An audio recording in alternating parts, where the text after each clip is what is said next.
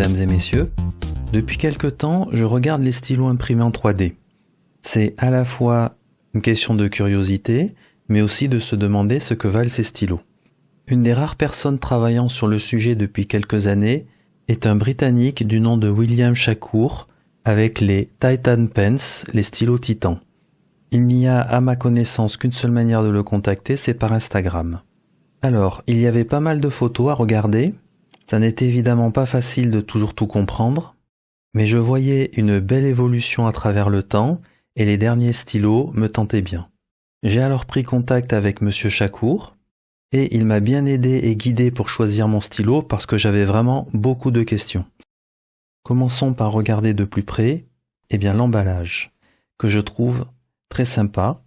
Le stylo est en suspension à l'intérieur tenu par les deux mousses et c'est un emballage qui se visse et se dévisse, qui se met à la dimension du stylo et qui a probablement été imprimé 3D.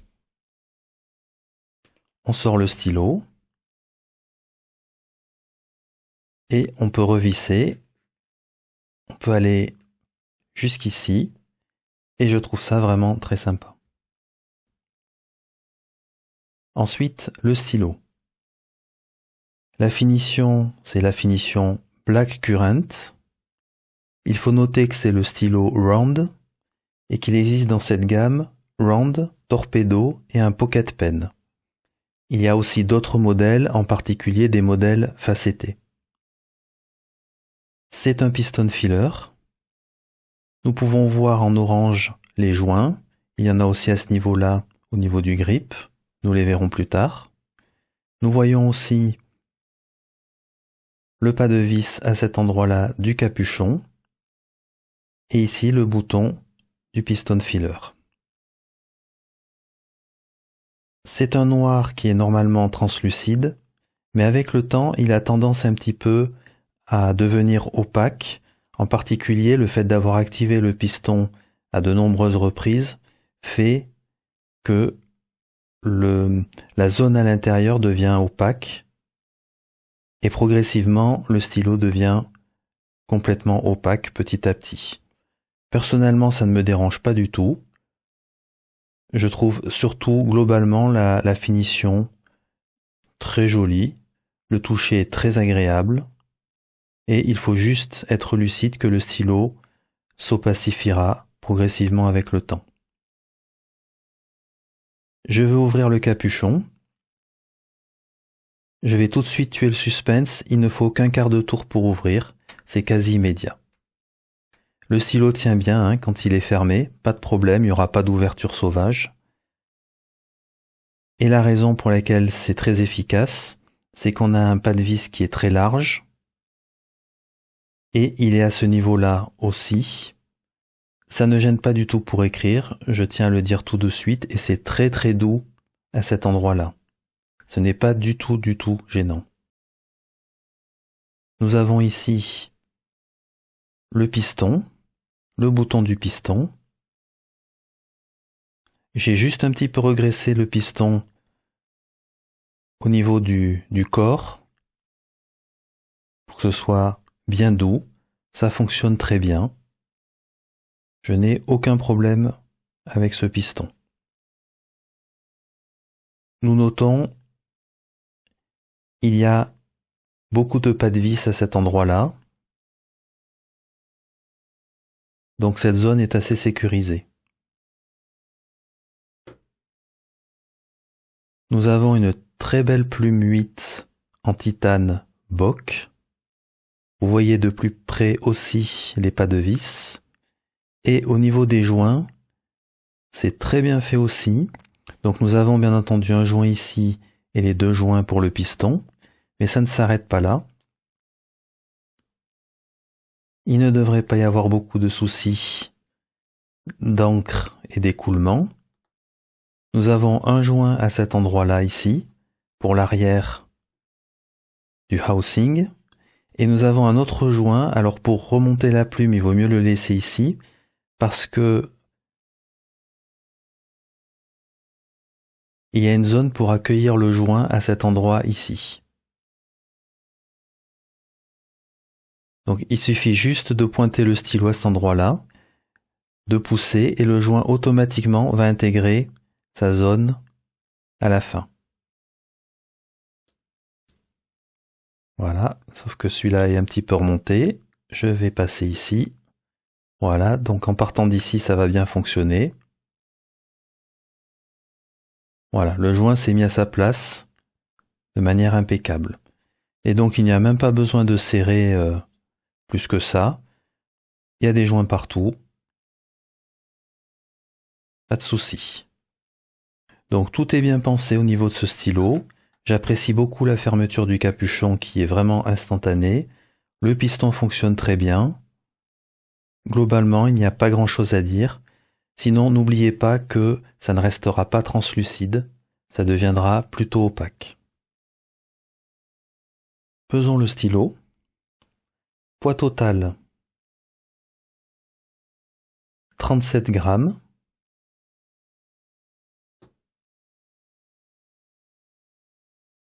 Sans le capuchon, 29 grammes. Je trouve le poids tout à fait contenu si l'on considère la taille du stylo. Nous avons donc au final pour le capuchon 8 grammes. Jetons un coup d'œil aux dimensions relatives du stylo. Nous pouvons voir que, et de loin, le stylo conçu par M. William Shakoor est vraiment le plus grand sans aucun problème. Nous avons ici un Sailor King of Pen, un Pelikan M1000, un Lamy Safari et un Ranga 9B.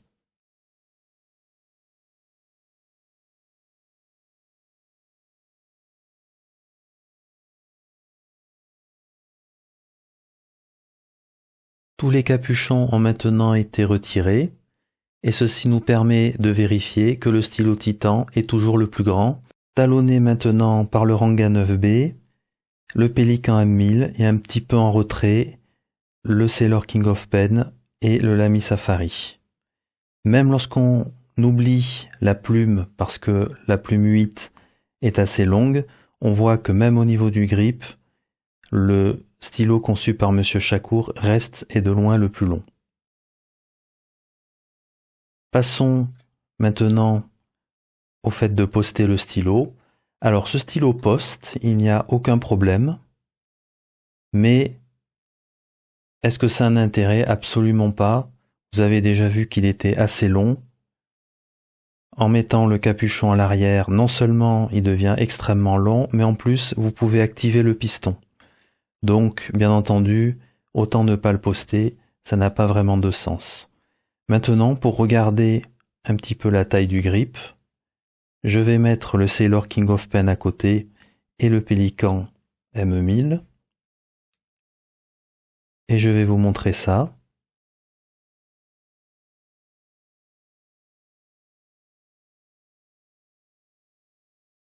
Donc vous pouvez voir que le grip est épais. Il est quand même nettement moins dans la zone de pincement du grip, mais il faut bien considérer que ça reste un grip épais. C'est le moment d'ancrer le stylo, mais je vais le peser avant, afin de pouvoir le peser après ancrage et connaître la contenance en encre de ce stylo.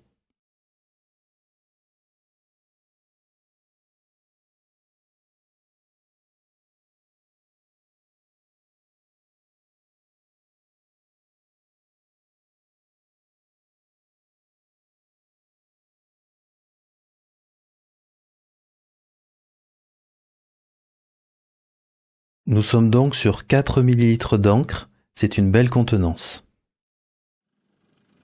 C'est le moment du test d'écriture.